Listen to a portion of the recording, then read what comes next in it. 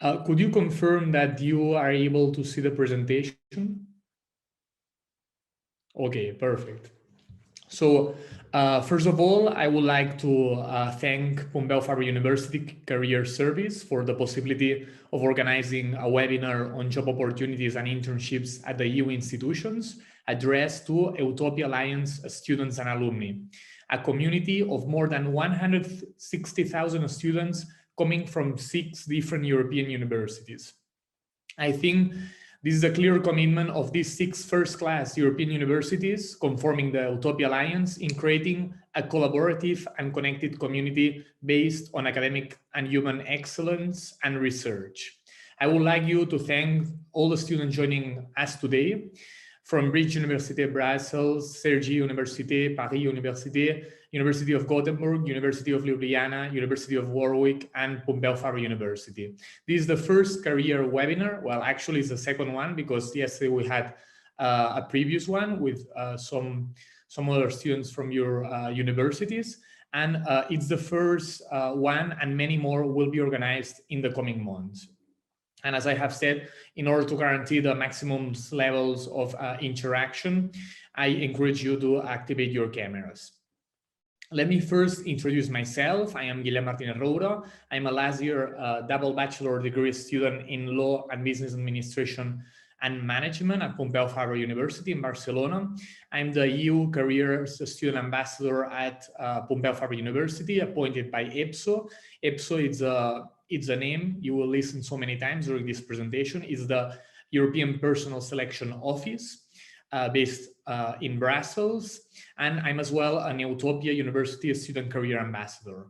The European Personal Selection Office has this program with hundreds of ambassadors all around European countries, and who are in charge of the dissemination of all these career opportunities in the European Union institutions. And well, now with no further ado, I would start this conference in which I will show you all the benefits regarding the possible joining as professional experience in the EU institutions. And furthermore, we will explain the organization of the selection procedures for civil servants and the selection process of contract agents, the CAST permanent. And we will also give you some information about internship opportunities, particularly in the European Commission, which are open now. So I will encourage you to apply, and they are closing next week on the 29th of January.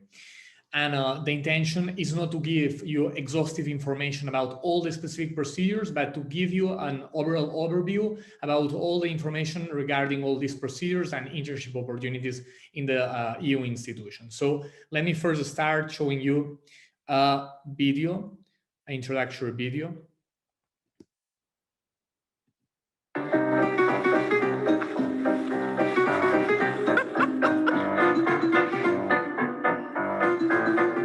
My job is very, very challenging. Every day you're facing new issues, you're facing new topics. The working environment that we're in really is unique because of its diversity. And you actually get to work with all those people that come from different countries. And it's so interesting just to be in this multicultural environment. You know you're doing an important job, and you're doing a job that tries to make the world a better place. Actually, how many people can say that what they do impacts the lives of more than 500 million people? You're really where the decisions are being taken. There's a long list of things. Protecting the environment, helping create jobs, supporting research and innovation, fighting poverty, and promoting equal opportunities.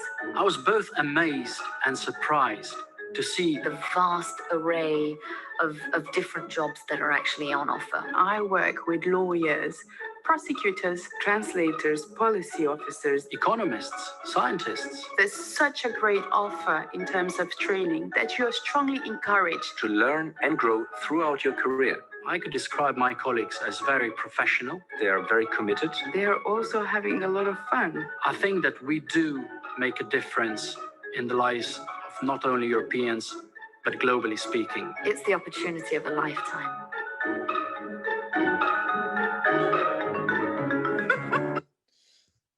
Well, this is an introductory video, but you can see already like all this environment, like really multicultural environment, and joining so many people from different branches of knowledge. So now, yes, we'll start this presentation. So let me go here. Perfect.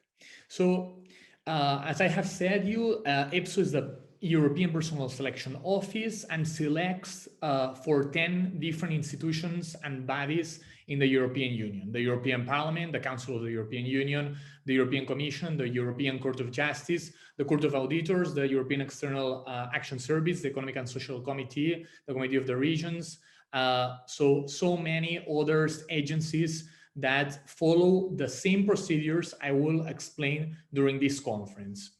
Okay, and many agencies, delegations, and EU representations. And upon request, Epso as well organizes selection procedures for other EU agencies and bodies, such as the EUPO, which is the European Union Intellectual Property Office, and as well the Single Resolution Board, the Research Executive Agency. So normally the processes are organized by these main one European institutions, but upon request, Epso is organizing as well for other agencies and institutions.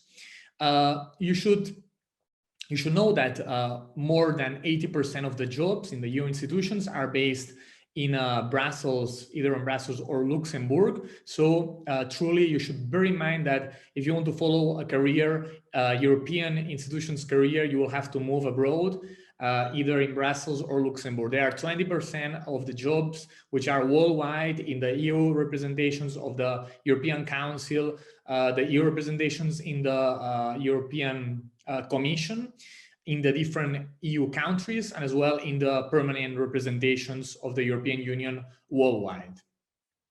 So, which are the profiles? Who is the European Union looking for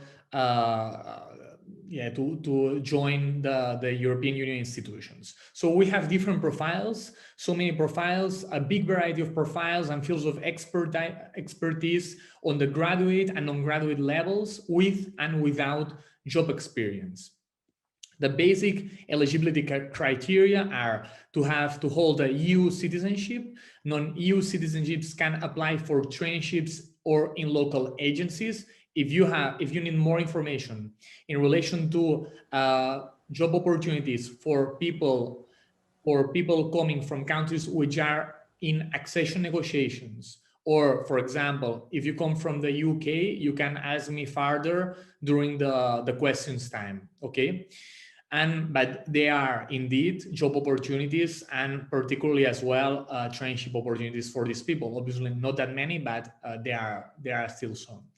And we as well have, it's necessary to matric 2 EU languages, usually a main language and a second language. So the mother tongue and another one, normally one of the 27, one of the official languages in the European Union, and the working languages, German, French, or English, which are the working languages in the EU institutions.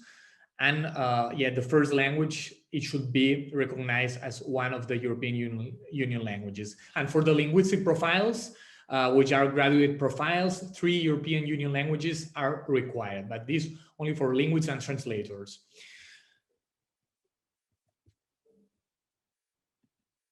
What do we offer?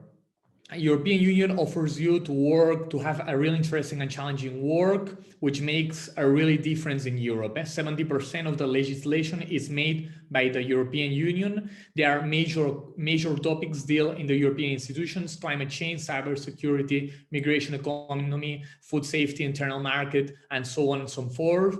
And we also have a really international environment, possibility to work with people from all over Europe. For example, in Epso, there are 140 people in the staff from 24 different nationalities. So really, it's really enriching environment. And there is opportunity to work and travel abroad. Maybe not now in these COVID times, but this will come back to normal soon. And shaping Europe together, which is the most important thing. You make the difference. People who join the EU institutions share the common values shared by all the European countries and decide to join this project of freedom, of prosperity in Europe, and working for more than 500 million European citizens. So what does European Union offer as well? Well, personal development, training courses, job mobility, well-being initiative, work-life balance. So the European Union really takes care of its workers, proposing so many different courses, IT skills, public speaking, leading a team. So all of this, the European Union trains all the people who are employed in the EU institutions. Then we have as well other compensation and benefits, attractive salary, a pension scheme, family child allowances, European schools, medical insurance. So all of these, there is household allowance, preschool allowance, educational allowance. So all of this, it's for the people who succeed in this career path. I will explain afterwards all these concrete procedures to get to work in the European institutions. And we also have how. This is the question. This sounds really good. This sounds with a lot of benefits. Really, career in the European Union, you can have lots of benefits if you decide to go either in Brussels or in Luxembourg. If you want to work for the European Union in your own country, it's much more difficult. Normally, for entry-level positions, these ones are normally based in Brussels or Luxembourg, but through internal promotion, you can, in the end, go to work in your own country, okay? But not as an initial stage in your career. So you should really know this webpage is the European Personal Selection Office official webpage. All the information regarding the competitions, the open competitions, the traineeships. Well, we'll explain traineeships later, but all the information are here. I'm going to, as I have said in the initial part of the presentation, I'm going to give you an overall, not exhaustive information about the exact concrete procedure. So all this information, the concrete information, you will know, you will be able to see it in the notice of competition, which is published every time that a competition is open. And what is a competition? This is the question you may ask yourselves. So we have two main types of selection procedures. We have competition, concours. This is the procedure to become a permanent official, civil servant, and caste, which are the contract agents, 3 years contract, renewable one, so a total of 6 years. And yeah, well, basically, this is important. Applying for a competition is only possible once the competition is published during the application period, which is usually 4 weeks. And the permanent officials, through a competition, you can get an indefinite contract in the European institutions, such as like a fonctionnaire in French, or civil servant in English, un funcionario in Spanish. So you really become, you have an indefinite contract. You will work all your life in the European Union if you wish to. And you will become a member of the European civil servant.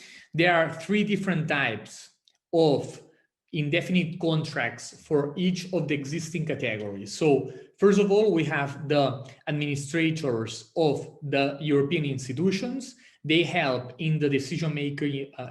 They help decision makers to fulfill their responsibilities of the institution or the concrete body. They are responsible of policy making, EU law enforcement, and analysis and advice. And the administration grade goes from the level 85 to the level 8016, being the level 85 the entry level for the university degree holders. No professional experience is normally required for administration level 85, but for more specialized positions such as 86 or 87, which are normally entry-level positions as well, they require at least 3 years of experience for 86, and for 87, they require 6 years of experience. Okay, so but there are some exceptions. They were open in October, different positions for the EU external service, and even in the entry-level position of 85, it was necessary some job experience. So really, this really depends on the, you should follow it as a case by case basis. Okay, so we also have a seat, and which is really important. You, as a university degree holder, when you have your university degree, you can only apply in the level of administrator. You are not able to apply in the level of assistant or the level of secretary. So you should bear in mind that once you fulfill the requirement of a university degree, university diploma, then you are not able to apply for other positions which do not require this higher certificate. So for example, to become an assistant, you need to hold a secondary education degree. So in this case, obviously for an assistant, for a person who qualifies to become an assistant, he's not able to qualify for being an administrator, obviously, but even if you would qualify to be an administrator or to be an assistant, no, assistant is already only for these people who wouldn't qualify to be an administrator, okay? So it's two different things. And assistants are in charge for execution or technical tasks in matters of administration, finance, communication, research, or policy development and implementation. Okay, and there are different levels as well. Well, if you want more information about assistants, and which is not in the slide, secretaries, it's another different position. So these ones you must have studied a secondary education for at least 1 year. So we have assistants, secretaries, and administrators. Administrators, this last one is for university degree holders. Okay, so which is the procedure to become a civil servant in the European institutions. So the European institutions select candidates for official positions through the general competition procedure. Spontaneous applications won't be considered. And you will find, as I have said, all this information in the notice of competition, which is published in the Epso selection, in the Epso webpage. And this is really important, you must have all the qualifications required at the moment you are doing the application, not afterwards, not at the moment you would be like prospectively start working for the EU institutions or even start your traineeship. Okay, so if now you would like to ask me, I'm qualifying to apply for the EU Commission traineeship, which will start next October. No, you won't qualify if you don't hold now your university degree, okay? This is really important to bear this in mind. And which is the stage one? Stage one is the multiple choice questions based on computer. These are the pre-selection computer-based tests in language one. So language one is your mother tongue, official mother tongue. For example, Ljubljana, Slovenian, Sergi Perret Université, French, whatever. In Pompeu, Fabra, the students Spanish, okay? So these different languages, the mother tongue. And in this stage, candidates, well, are tested in their verbal reasoning, numerical reasoning, abstract reasoning, okay? Verbal reasoning, there are 10 questions. You should pass with 5 out of 10. Numerical reasoning, 10 questions, 20 minutes, 5 out of 10. Abstract reasoning, 20 questions, 20 minutes, 10 out of 10. Okay, and the candidates who achieve the best marks in this pre-selection test are invited to the next phase of the competition. Okay, and here we have different examples. You can find all this information in the Epso official webpage. Okay, but yeah, really, truly, this is all about matrixing the language structure of your own language, okay? It's about accuracy, timing, precision in all the words in your language. It's like a comprehension exercises and reasoning. Well, abstract reasoning, and then we have step 2. It's the intermediate test. When you apply for a European for a competition, for example, for becoming a linguist or a translator in the EU institutions. And actually now there are open competitions for linguists and translators in certain languages. You, in this step 2 intermediate test, you will be asked questions according your specific profile, okay? So you would have profile specific questions, language comprehension questions, particularly for translators and linguists. You will have to do translations in this second stage, okay? And well, these are specific questions according to your profile, and they are made in this language too. So here you will have to choose between English, French, and German, and you should matrix a level C1 or C2 in these two languages. Okay, well, for people coming from Ljubljana, I know that you already matrix really good English, but for people coming from other universities in Europe, you should really matrix English, for example, French. For example, if you are applying from Cergy Université Paris, you are not able to do this second test as well in French, even if it's one of the working language in the European institution. So you will have to do it in English or in German, or if you have, yeah, so it's like this. What else?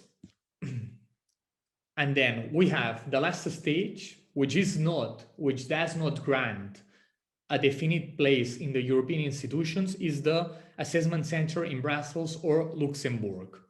So here in stage 3, Epso uses the standard assessment center model, where general and job-specific competencies are evaluated to be able to identify the most suitable and competent candidates for the profile required. And the assessment center is the last phase of a competition. They usually take place in Brussels, some of them in Luxembourg. And the notice of competition covers the main information about the nature of the tests used in the assessment center, the scores required, the timing. So this, you will see it concretely in the notice of competition. And even if specific information will be sent to all the candidates when they arrive in this third stage. And specific engineering competencies will be analyzed. And there are different you have here different possible tests: case study, writing tests in the field, situation competency-based interview, a structure interview. So you have so many different options. And for example, in the situational competency-based interview, general competencies are analyzed, asking how the candidate would react to a specific situation, assuming that it works in a certain position in the European institution. So you are truly placed in the European Commission and how you would deal, for example, I don't know, like with a case of harassment between workers, for example, how would you react? Not only specific questions about the EU institutions, but really how you would react given a certain situation in the EU institutions. And well, there are different, but this really person to person. It's not using a computer. This phase is in the, and now this last phase is on hold due to the COVID situation. We'll see the notice on COVID afterwards. So you can ask about the information. They can ask you about whatever. And in the motivational interview, they can ask you about why you have applied to this specific position, which is your particular interest in working in the EU, which is your knowledge and commitment to the European values, which are the current European policies in different areas, challenges, and which would you like to be your future career in the EU institution. So all of these are questions that can be asked in this late interview. And well, so all these testing competencies are assessed, and there are examples for each of these competencies in the Epso selection webpage. And following the competition, well, here there is the notice of COVID.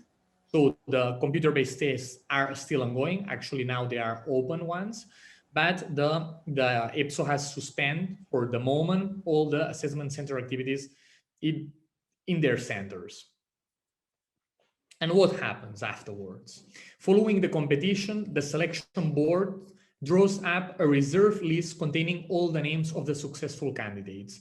And the list is then available for EU institutions. They are the solely responsible for recruiting new staff from this reserve list. So EU institutions have access to this reserve list and they choose people according their required profiles from this reserve list. Okay, so fulfilling all these requirements, having done all these, successfully completed all these 3 stages, does not provide you with a definite contract in the EU institution. So you will be in this list, and then you will be in contact with the European Union institutions. You will get a job interview, and then if you have done well, then you will be then a civil servant of the European Union.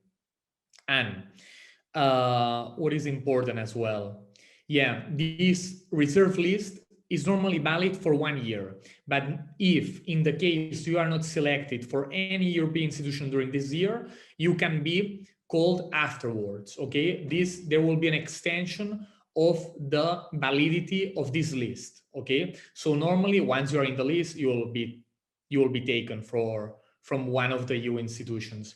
And there can be as well a possibility that you don't like the institution which is inviting you to do the job interview. So in this case, you would be able to just say no and wait for another institution to call you.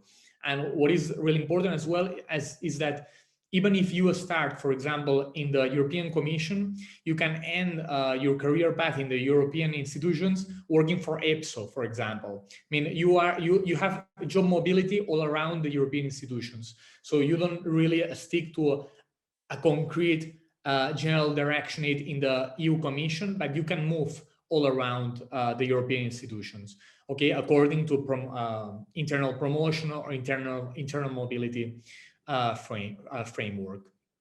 So, and normally a competition lasts between 9 and 11 months. So I really encourage you that if you already meet the requirements, to apply, because this lasts a long time and you can perfectly combine doing the competition with having a job. I mean, I really recommend this. Don't jump. Well, you can do it.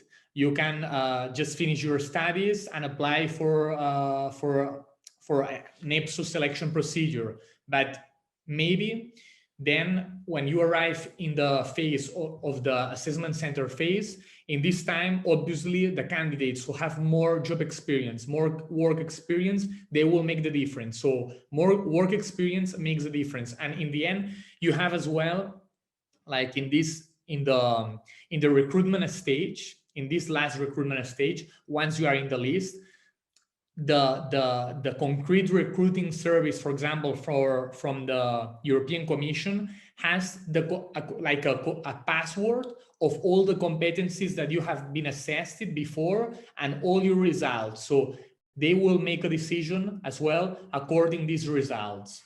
All right. So really, how you do in all the tests will determine which institution selects you in the last moment of the selection procedure. So which are the upcoming different procedures? We have lawyer linguists, translators, proofreaders, chemicals policy. So all of these are the ones open now. The application period is this first quarter of 2021. And the different grades are here. As I have said, the entry-level positions is administration level 5. So here, if you are already holding a university degree, you would be able to apply. For example, lawyer linguists, which are the ones that they have asked to call the students if they are interested into this profile. But yeah, so this is the first main procedure, which will differ so much from the one I'm going to explain now, the CAS permanent, okay? And well, here you have the base salaries for for the different positions, and which is the other staff working in the EU institutions. Well, we will basically focus in contract agents, which are the second main group in the EU institutions, working for the EU institutions. Then we also have temporary agents, interim staff, and freelancers, but these you should truly look not to the general page of Epso, but to a specific posting notices in each of the EU institutions, because sometimes it's true that they are calling, for example, for freelancers, okay, or for interim staff, but yeah, these are really specific contracts. And then there are as well the second national experts, which are people who are already fonctionnaire in his or her own country, and then they apply to work for the European Union as an expert for some time, okay? But you should be functionary of your external service or other services, like as a lawyer, a judge, whatever, okay? But you should be functionary. And well, the contract agents, 3-year contracts, renewable ones. And it's true, the EU institutions and agencies employ staff on fixed-term contracts to provide additional capacity in specialized fields where there are not enough permanent officials with the required skills. Contracts are offered for specific manual or administrative staffs. And here the dynamics are completely different. Here you have different profiles. We have plenty of profiles, manual workers, secretaries, clerks. For example, you have studied economy. So where would you apply? You can apply, it's true, to different profiles. This is true. And you can apply as well inside the same profile in different function groups, depending on the conditions. We'll talk about the function groups just in a second. And for example, you have studied economy. You would apply, for example, in the finance profile. And you apply to a profile, not to a particular job offer. So it's different. All these profiles are open now. So if you have completed your studies, you will be able to apply right now. But the procedure differs from becoming a permanent official, okay? This is different. You apply, you postulate yourself to this profile, you introduce your CV, you introduce all your information required, and then are the recruiting services of the different EU institutions the ones who will decide in the basis of your profile if you would be a prominent perspective candidate in that concrete European institution, okay? And then once the recruitment service says, okay, this person would be a good candidate, then you are called to do the Epso procedures, the same procedures I have explained before, the reasoning test, the verbal, the different ones. We have the reasoning test, as I said, verbal, numerical, abstract test. In language one, as I have explained before, and then competency test, which is knowledge in the specific field, in language two. So for example, in finance, you will be asked about questions on financial procedures, on accounting, analysis and advice, audit, control, economic theories, all of these. If you want to do administration human resources, well, then there are specific questions regarding the profile you have applied for. But the dynamic changes completely, the procedure changes completely. You will apply, and then you will be asked if you are selected by the recruitment service, then they will call you to do the testing by Epso.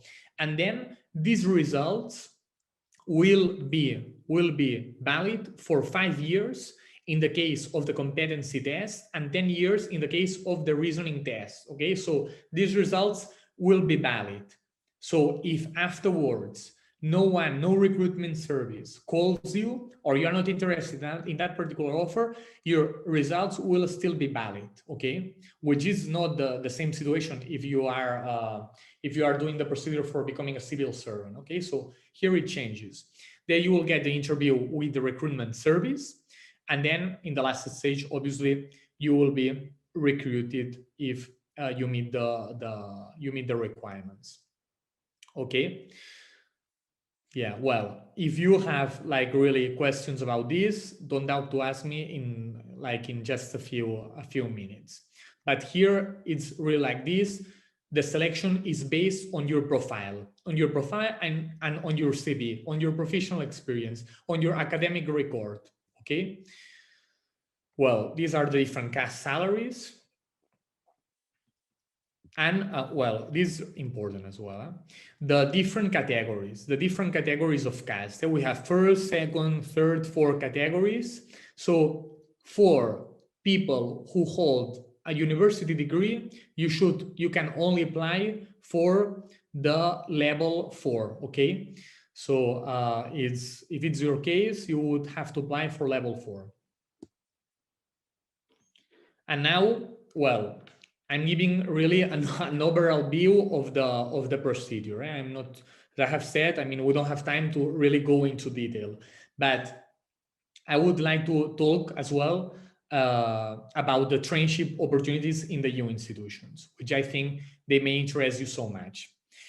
Well, this is important. Epso has its own webpage, and you can enter. You can Google Epso Traineeship Opportunities, and then you will get into this webpage. And there are all the institutions, all the agencies of the European Union. Epso does not organize the selection procedures for traineeship opportunities by themselves. So it's each agency or institution, EU institution, who has its own traineeship program. So then all these pages redirectionate you to the concrete webpage of the Commission. For example, the ones that are open now, it's the European Commission Traineeship, starting from October 2021.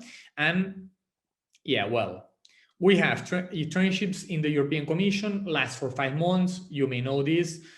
There are 2 sessions, a spring session, autumn session, Brussels, Luxembourg, as well under representations. There is as well a really interesting tool for applying. You may, well, they say to us to tell you that you may still apply even if this computer tool says you that you are not, you are unlikely to get the internship. But there is in the European Commission webpage, traineeship webpage, there is a test you do yourself. Like they ask you, which is your age?